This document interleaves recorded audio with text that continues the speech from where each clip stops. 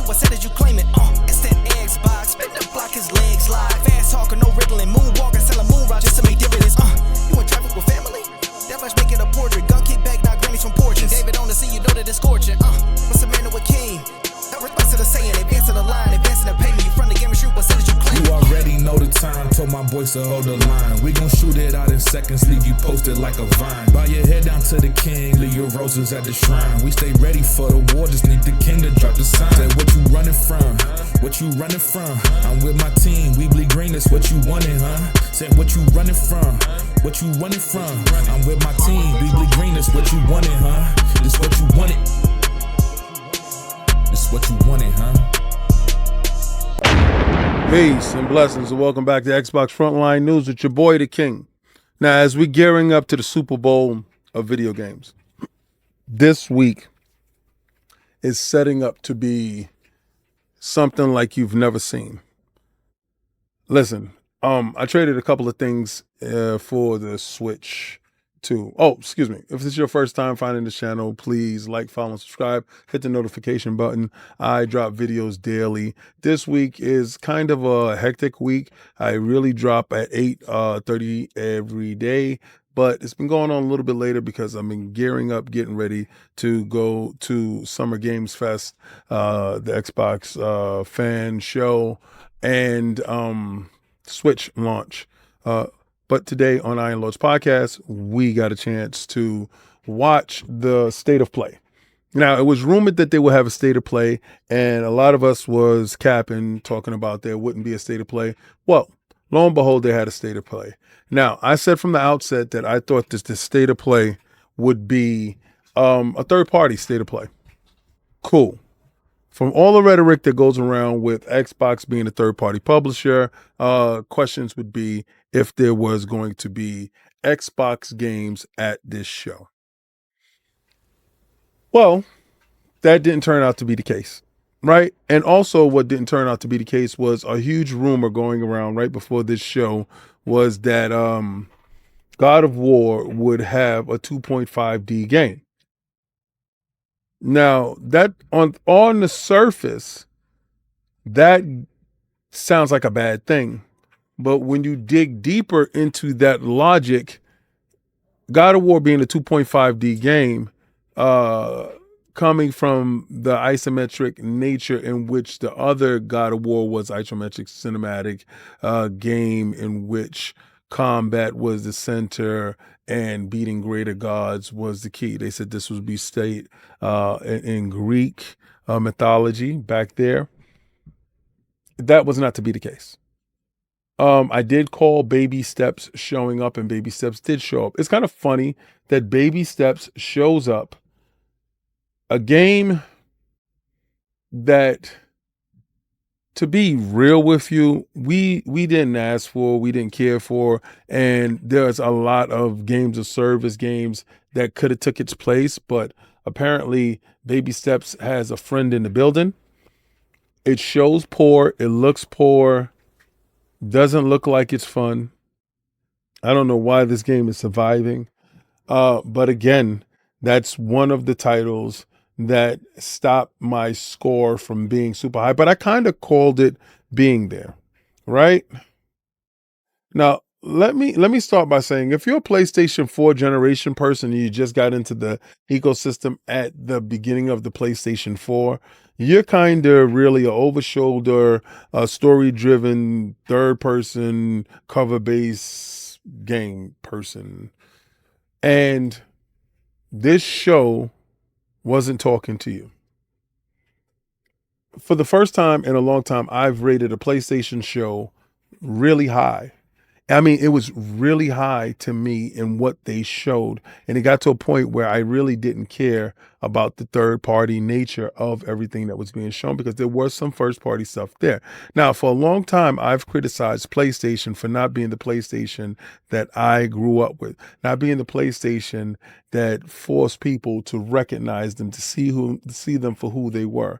They got away from what made them unique, different, and iconic, and kind of got into a samey, remastered, regurgitated thought of a game company They were creatively bankrupt. They didn't do anything that made them stand out. And it kind of like they was resting on their laurels. And a lot of the PlayStation guys would probably say that that's because they had a lack of competition in that space. And I would counter with the fact that they did have competition in the space, but how they compete and how Xbox competes and Nintendo competes is many different things. But if you grew up on the PlayStation 4, I understood that this show wasn't going to be for you. If you're like myself, a gray beard, a person that has been there since PlayStation entered the marketplace, PlayStation told you they were there, they cemented their foot in the dirt, and then this show spoke to you. They started off the show with Lumines. I love that game. It's a puzzler game with music. It's a rhythm-based game, and it's probably one of my best Vita games. I got that game every possible way that I was able to get it. Even my ex that doesn't like games but like puzzle games was addicted to playing it, and I literally was just playing it today on my Vita because that was one of the things that I have. Now, actually, I have 4 Vitas. I have a broken Vita, I have 2 AT&T Vitas, and I have a regular Vita. And I had sold one of my Vitas for the Switch too. So, I also have a ton of games. Like I have probably like 150 Vita games, I think. Maybe. I don't know. I just see the stacks there. And didn't sell any games because I actually value the stack. I actually value those games. But did that, and they gave decent credit for it. I mean, in this day and age, to give me $120 for it, cool.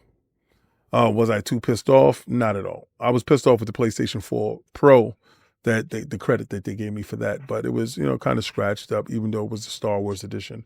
They only gave $68 for that. I'm just going to let you know right now. So if you got a PlayStation 4 Pro and it's not in pristine condition, just forget about it. Keep it. But I wasn't using it. But they started off the show with that game.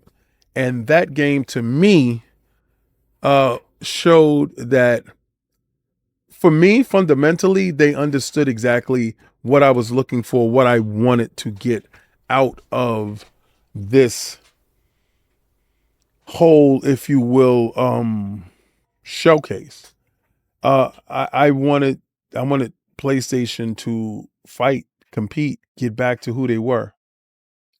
Now, they did have a couple of games in there that we knew exactly that was going to be on the Xbox platform, and that's cool. Listen, I will score Xbox shows high, and come to find out, a lot of those games are third party. All right. So what? Does it take away from it being a good show? No. A PlayStation show and an Xbox show is two different things. A PlayStation show, 9 times out of 10, you don't get games dropping inside PlayStation Plus, and this show you did. That's a welcome. And then you got added levels to Astrobot, a game that you may have already, and brought the levels up to 90 levels. So those little things, for me, made being a customer a little bit happier, right? So again, alleviation moment, I was like, I like the direction in which they're going.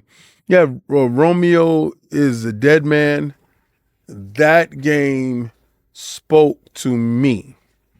From the soundtrack to how they started off was weird. I was clowning. It was fun. And then it switched over to something that made sense. Pragmata, that game looked great. Even though, listen, a lot of these games may or may not be exclusive. And that's quite all right. If you patron that ecosystem, then you saw things that talk to you. Ninja Gaiden, that talked. A lot of games spoke to the younger me. I can give you a quick Ed Boon story. I'm at my first E3, and we're in there, and no, actually, I think it was my second E3. It had to be my second E3 because I was there on second E3 because I was there interviewing people. Second E3, and I see Ed Boon standing there by himself. I'm such a huge fan. I go over to him, and I'm just like, I'm gonna talk to Ed Boon, and I'm like, hey Ed, Iron Lords podcast, Long Kid David, how you doing? And he was cordial. He spoke. And I'm like, nobody's talking to you? He's like, nobody recognizes me. And I said, that's a damn shame. I've been down with Ed Boon since he was with Tobias. When they put out that infamous Mortal Kombat. I remember going to the arcade and I'm seeing it do something in a game that I've never saw. First, they were digitized, so they look real to me. Up until that point, everything always had cartoony graphics, but this thing here looked real, and they were doing things, and then they were fighting, and then there was blood on the floor, and then I heard finish him, and I'm never gonna forget it. It was Kano ripping out the heart, and I was like, what did I just witnessed murder in a game. And it was that moment, that visceral moment, that Mortal Kombat, I understood where we are and what was going on. That stood out to me. What also stands out to me is the fact that PlayStation has had Evo. They've purchased Evo and they are the owners and they're using Evo. And I'm like, what are they going to do? Like, what are you going to do with Evo? Right? What is going to be your ultimate game plan? Well, they put out this fighting stick, a fighting stick. And I saw it. I kid you no lie. I'm inside GameStop. I'm talking. And I see the box. I'm telling you. And I'm like, oh, snap. We have Fight Night Fridays. That is a no-brainer, right? But that leads me to my next point. Arc System Works comes out and shows you a Marvel fighting game. I'm a huge Marvel head. You guys know that. And it's 4v4. And I'm thinking it's Marvel versus, or it's going to be something like that. And it's not. It's their own mashup and it's their own thing. But as I'm listening and I'm in awe and I'm looking at the combos and I'm looking at the suits, I'm realizing that they're talking Japanese. And then I'm also realizing that they're stylized in a way that represent Eastern culture. And I get to wondering exactly what planet am I dropped off in right now that I get a chance to live this utopia. This bona fide game changer, if you will, of a fighting game with a combo system, and we know what Arc System Works is, and we understand it. I know fighting games is niche, and I know it probably misses a lot of you guys because a lot of you guys aren't confrontational, but it brings out the essence, it brings out the beast, it brings out that will to fight, win, and destroy. And I was head over heels for what I got a chance to witness. There's nothing, and I'm telling you, nothing better than a great fighting game. Nothing. And Sony going in there, making that happen, sitting down with Arc System Works to get one of the premier fighting game people to make this game speaks volumes in them understanding where they are and what they have with Evo and putting out this fighting stick. They need to be the fighting console. If it's going to be niche, you have to be that if you're going to have Evo. There's no other way around it. You cannot be the second fighter box. It just can't be. What brought the show down for me? If you was watching Iron Lords podcast, you understood that I saw the James Bond game, First Strike or whatever the think it is. And okay, I understand. I get it. I don't need DEI Bond. I don't need diversity and inclusion bond. I don't need that bond. I don't need him. I don't want him. I don't need him. I don't need short bond. I don't need don't come for me with Daniel Craig. Daniel Craig was, yes, he was a cold squeezed into a diamond. He was rough around the edges. But from the beginning, Daniel Craig was debonair. Ugly, but debonair. Not judging a man, but if y'all seen Sean Connery, you understand, Remington Steele.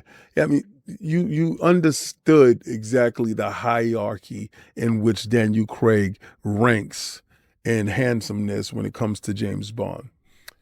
I got a Mission Impossible vibe from the character that they said that he's just getting into a 00 and they're going up against 009. I was confused, thought they was calling him 009. I'm cool with him being 009, but 007 takes a different tone.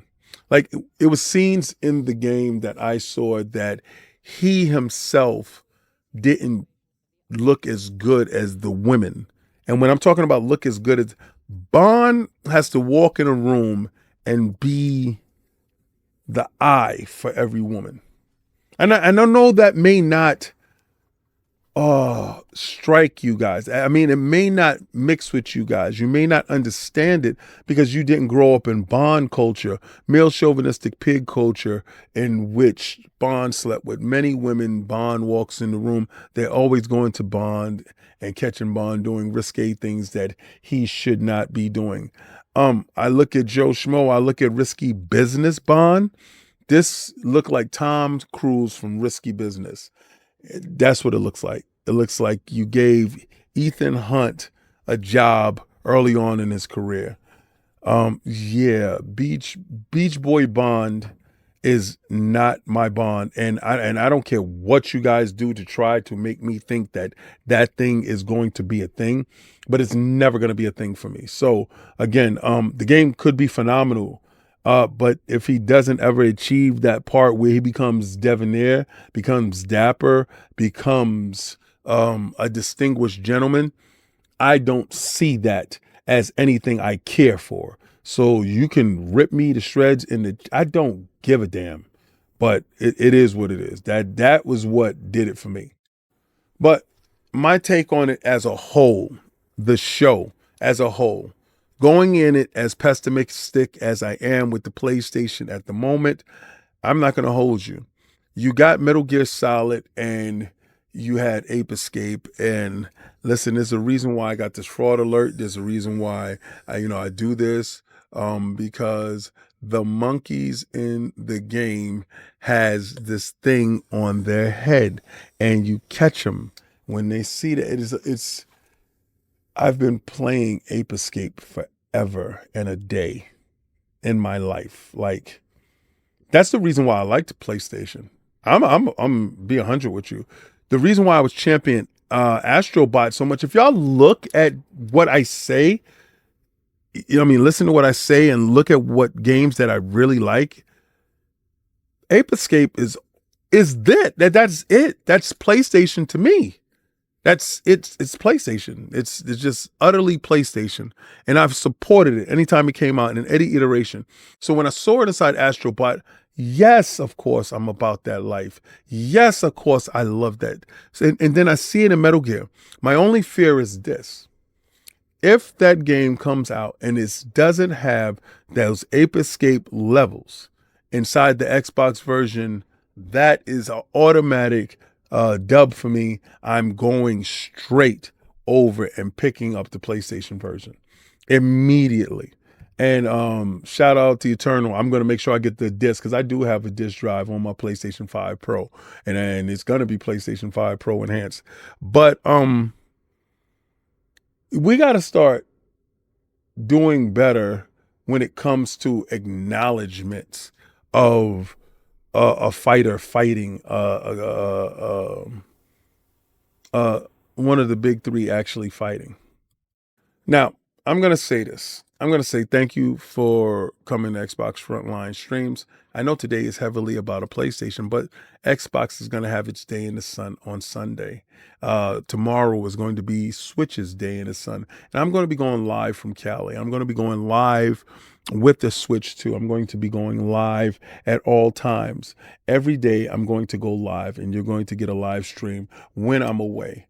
And I just want you to understand that it's going to be different. So you're going to be able to interact. Now, that thing up there, if you want that thing to grow, the way y'all super chat, the way you donate to videos and stuff like that makes that thing grow. Pause. And we get to where we're going to get to. But I need interaction. I need you guys to tell me. When you super chat, tell me, who do you want me to go see?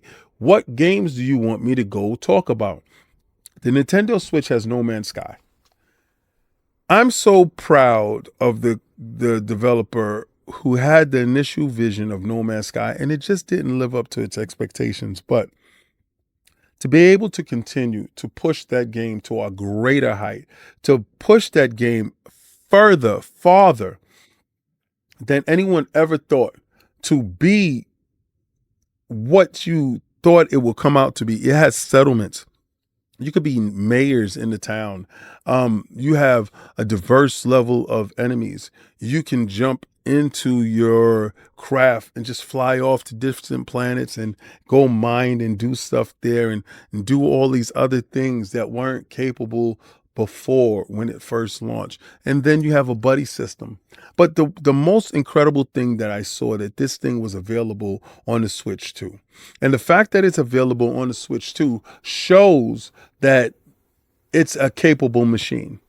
No Man's Sky is not nothing to sneeze at. And the fact that they can get it at 1440p, 30 frames per second while docked, 60 frames per second, 1080p and handheld, or 4K or something like that. It's like, it has many different variations, and we're going to get a chance to see all those variations in No Man's Sky if someone chooses to purchase that game.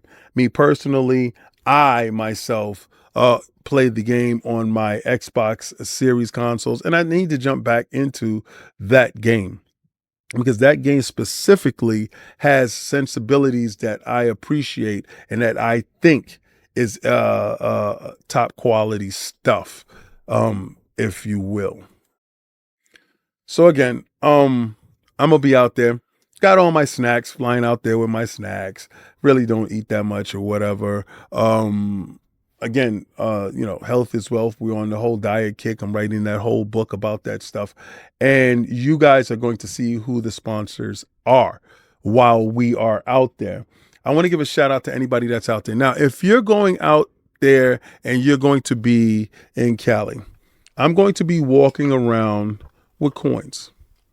If you can show me that you've follow me on Xbox Frontline, I'm going to be handing out coins. I'm going to be Gears of War, Sea of Thieves, Indiana Jones. I'm going to be handing out coins. I have Starfield coins. I have a whole bunch of coins, and I'm going to be handing out coins. Now, if you can show me that you're a member, I'm going to hand you 2 coins, right? So I'm going to hand out coins. If you show me that you're a member, I'm handing out 2 coins. If you are a member, you follow me on Xbox Frontline News, and you follow me on Frontline Gaming Streams, I'm going to hand out 3 coins. You understand? Now, let's say you're not a member, but you follow Xbox Frontline News, you get a coin. Let's say you follow Frontline Gaming Streams, you get a coin, and you're not a member, you get 2 coins. But I'm going to be handing out coins.